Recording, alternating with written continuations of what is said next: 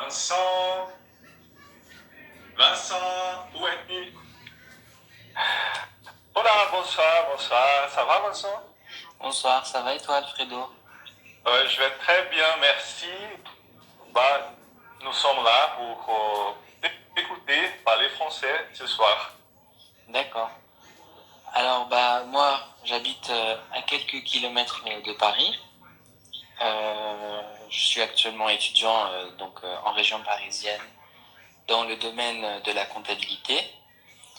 Euh, j'ai 21 ans très prochainement et, et ça fait quelques années que je connais Alfredo du coup et qu'on échange sur le thème de la langue française.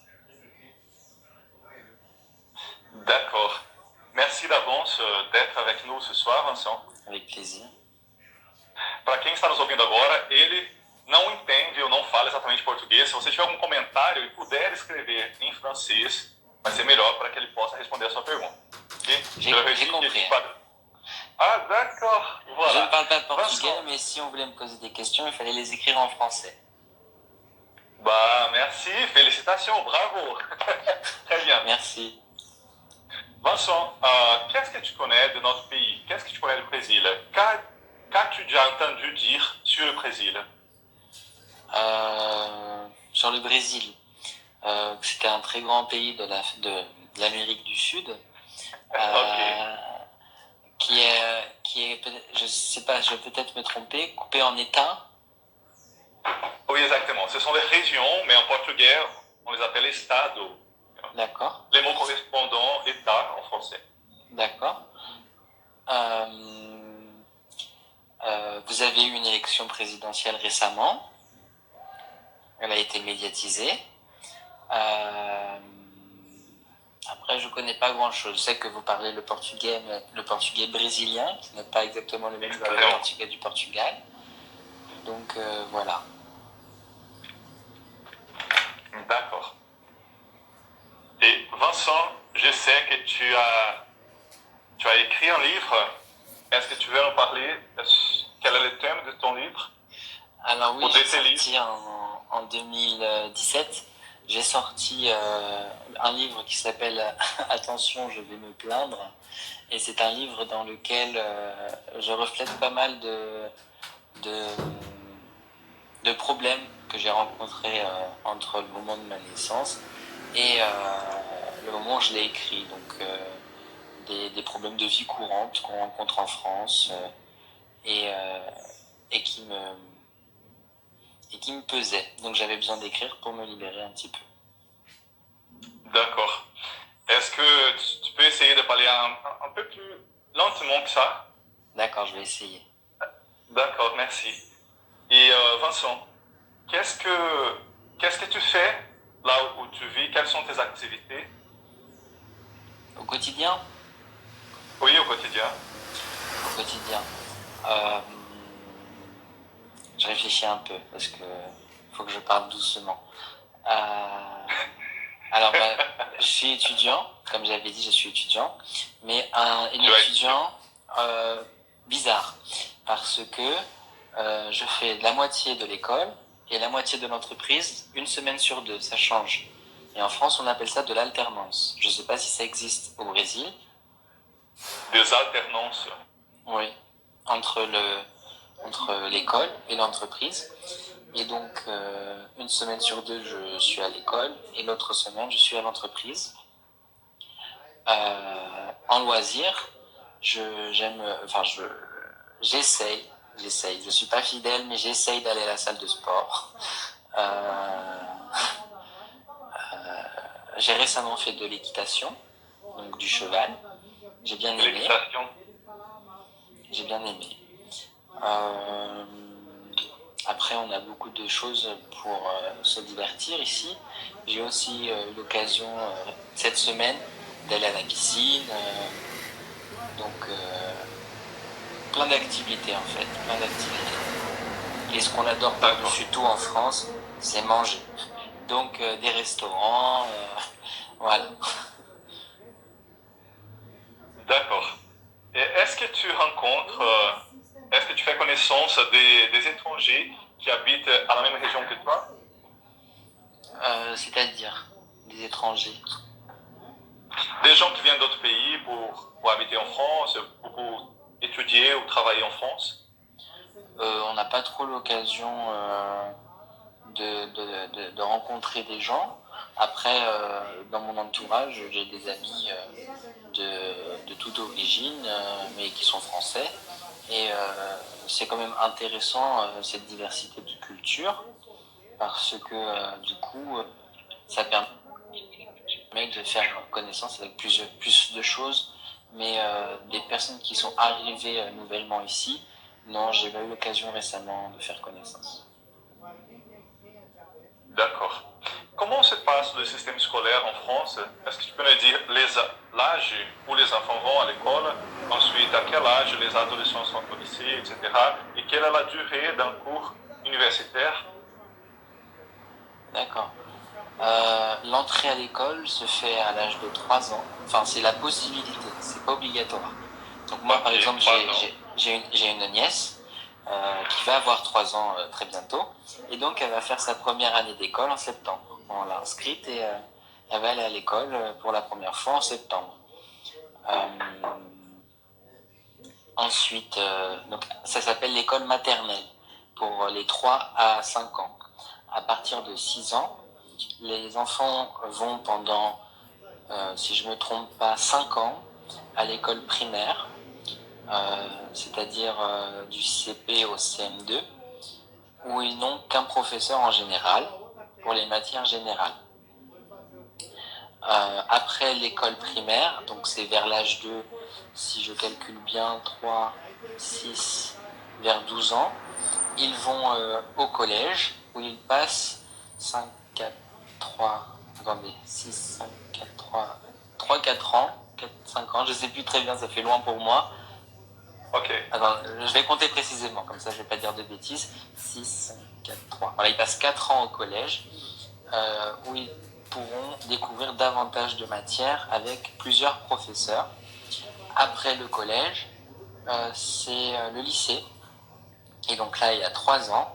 Et c'est là qu'on choisit si on va dans une filière plutôt scientifique pour faire des mathématiques, de la science, de la physique, toutes ces choses-là. Une filière littéraire pour faire tout ce qui est en rapport avec la langue française ou les langues étrangères. Ou des filières technologiques pour apprendre plus concrètement un métier ou des tâches.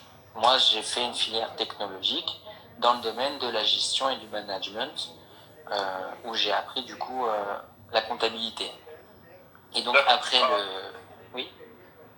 Attends um petit peu. Se você está nos assistindo agora nessa live, se você não fala tanto francês, fala um pouquinho de francês, e quiser fazer alguma pergunta para o Vincent, tente fazer a pergunta em francês, escreva aí nos comentários, ou se não, você vai escrever em português mesmo, que daí ele vai compreender o que está escrito, ou eu posso também explicar a tua pergunta para ele. Ele é um jovem francês que está nos falando diretamente da região de Paris. Pardon, tu continues, Vincent? Pas de souci. Donc, au terme de ces 3 années de lycée, on passe le diplôme qui s'appelle le baccalauréat. Et oui. c'est le diplôme qui est censé... Voilà.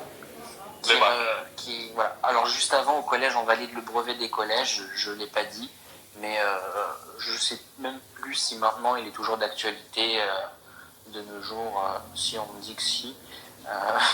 Ça fait très loin pour moi, je crois que je l'ai passé en 2013, ça remonte. 2013, oui, je crois que c'est ça. Après donc le baccalauréat, on peut choisir donc les études supérieures. Et pour ma part, j'ai choisi de faire un BTS. C'est un brevet de technicien supérieur qui se fait en 2 ans en général. Et il permet d'apprendre plus précisément un métier.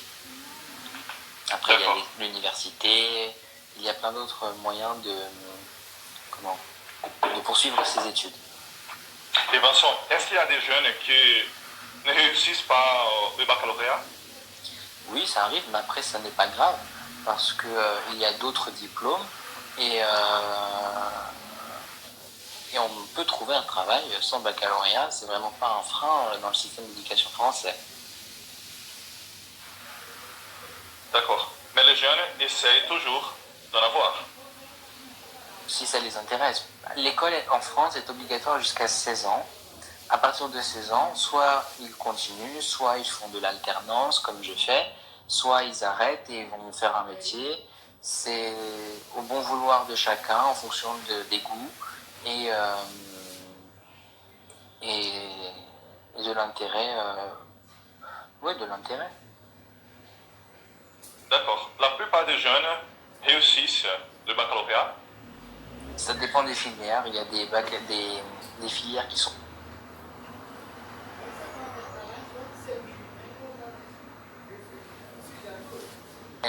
Pardon, ma caméra a dû bugger un petit peu. Je disais S scientifique, ES économique et social et L littéraire sont assez compliqués et on compare avec la technologie, ce que j'ai fait, qui sont plus simples. D'accord.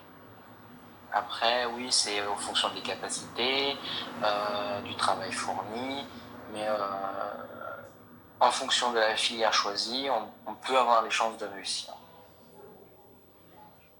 D'accord. Est-ce qu'il y a des jeunes qui essayent par plusieurs fois de réussir le baccalauréat? Oui. Alors, en France, si je ne dis pas de bêtises, si on a moins de 10, parce qu'il faut 10 pour valider le diplôme, si on a entre 8 et 10, on passe des épreuves de rattrapage pour essayer d'augmenter des notes qui nous manquent afin d'arriver à 10. Si on réussit le rattrapage, on a le diplôme finalement. Si on le rate, on est obligé de le repasser, enfin si on veut l'avoir, on est obligé de le repasser l'année d'après. C'est une fois par an et actuellement le gouvernement français restructure le baccalauréat, c'est-à-dire qu'en 2021 on aura un tout nouveau système concernant le lycée et là ce sera autre chose. Il faudrait que je m'y intéresse un petit peu, mais ce sera plus du tout S, ES, L, ça va changer. Donc je suis content de l'avoir mon baccalauréat comme ça, c'est fait. À quel âge exactement que les jeunes passent le baccalauréat? Entre 17 et 18 ans s'il n'y a pas eu de redoublement. D'accord. Vincent, est-ce qu'on pourrait changer de sujet? On sait ce qui s'est passé récemment avec la cathédrale Notre-Dame de Paris, l'incendie, tout ça. Comment vous vous sentez après cet événement? Ça, c'est qui s'est arrivé, cet incendie en fait. Oui, alors ça, pour nous, c'est arrivé un lundi soir, donc ça devait être la fin de journée au Brésil. Et je me souviens, j'étais au conseil d'administration d'une association. Et là, on reçoit une notification sur le téléphone. Notre-Dame, on ne voulait pas y croire en fait. Et donc, je finis le conseil d'administration, je regarde la télé. Et effectivement, il y avait vraiment un incendie. On n'avait pas deviné l'ampleur des dégâts, qui a fait que du coup ça a fait tomber la flèche et quasiment toute la toiture de la cathédrale. J'ai été très impacté, vraiment ça m'a fait mal de la voir dans cet état-là, de voir qu'elle était partie quasiment en flammes, mais je me suis pas senti après plus mal que ça, parce que en termes de religion, je me sens pas trop concerné par la religion. Mais c'est vrai que en tant que monument, ça m'a fait beaucoup de mal. Et des personnes que je connais, qui ne sont pas forcément dans cette religion non plus, ont eu mal de savoir que ce bout de Paris en fait était parti en feu. D'accord. Est-ce que tu as des nouvelles sur la reconstruction de la cathédrale? Il y a le côté pratique, c'est-à-dire les professionnels, donc les experts, les architectes, qui disent que ça va prendre des dizaines d'années à la reconstruire. Et il y a le côté théorique, c'est-à-dire Monsieur le Président de la République, qui dit que ça prendra que 5 ans. Donc, comment reconstruire en 5 ans ce que des professionnels veulent reconstruire en des dizaines d'années? On verra, mais après, le plus tôt sera le mieux, c'est vrai. Et en attendant, j'ai cru comprendre qu'en attendant de les reconstructions, ils allaient ouvrir une cathédrale temporaire sur le parvis de Notre-Dame. Elle serait entièrement en bois. En bois. D'accord. Edouard Vec, salut, ça va? Il dit qu'il a le rêve de parler français comme toi, comme tu parles. Ben, je suis natif, hein. Moi j'aimerais bien parler portugais comme Alfredo le parle.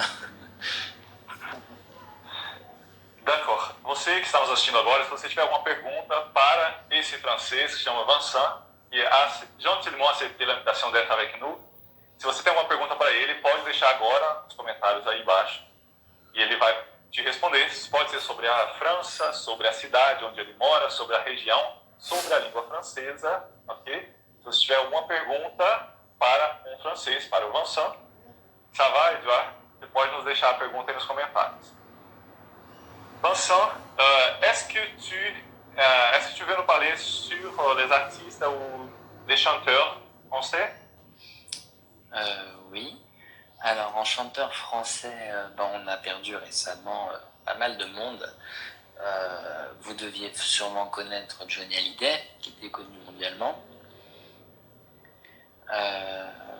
Plus Charles Aznavour, on a aussi perdu Charles Aznavour, celui qui chantait Emmenez-moi. On a perdu Charles Aznavour. On a perdu France Gall. On a perdu... il est moins connu, mais je tiens quand même à en parler. Richard Anthony, qui est mon chanteur préféré. Et en termes d'artistes vivants, parce qu'il y en a quand même, il y a toute une variété d'artistes qui est arrivée et qui ont des bons textes. Donc il y a du Gims, enfin c'est le nouveau nom de Maître Gims, il s'appelle Gims. En artiste à texte, j'en vois pas qui me viennent là tout de suite, mais ça c'est pour les chanteurs, ouais. Vincent, il y a une question.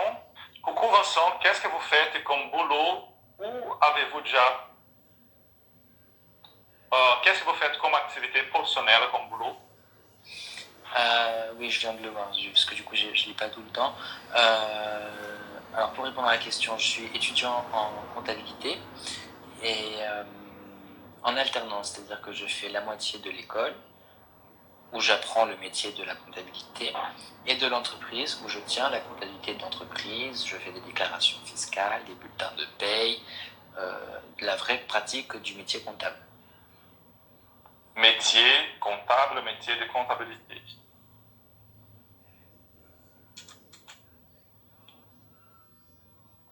Je l'ai écrit.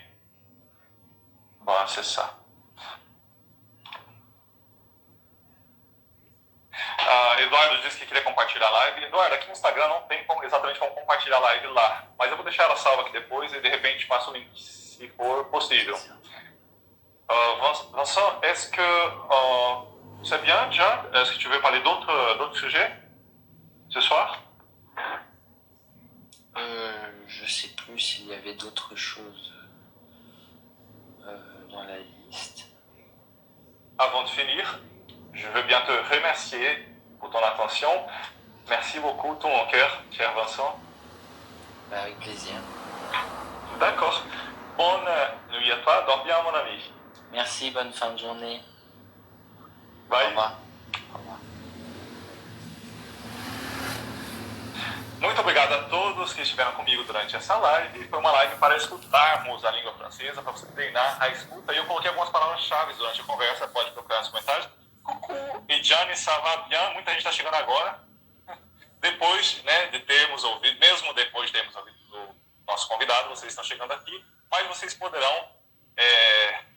A Rosley gostaria de participar, é isso? Posso te colocar, Rosley? Se sim, faça um sinal. Depois você pode voltar à live no início e ver desde o início, então, ok? Comment je l'ai connu? Je l'ai connu sur Internet. Il était intéressé en langue portugaise, moi en langue française. Et à cette occasion-là, nous nous sommes rencontrés, nous nous sommes retrouvés sur Internet.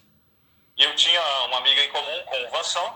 Eu tenho uma amiga em comum com ele, e ela esteve na França e levou alguns presentes, alguns mimos que eu mandei para ele depois de anos. Eu correspondia com ele por meio da internet que eu falava com ele. Ele me ajudava também na prática do francês, em algumas dúvidas, porque acontece dos professores de francês também terem dúvidas de francês, né? Quando é um assunto muito diferente, a gente vai recorrer aos falantes de francês, e o Vincent sempre me ajudou até hoje. Oi, Igor está chegando, bonsoir, sejam todos bem-vindos.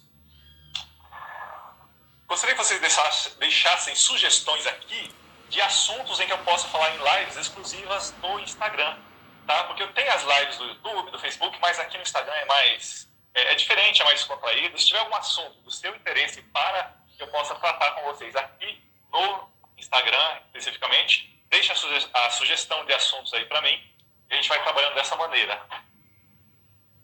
Beleza? A Jesquinha mandando corações. Merci, Jesquinha.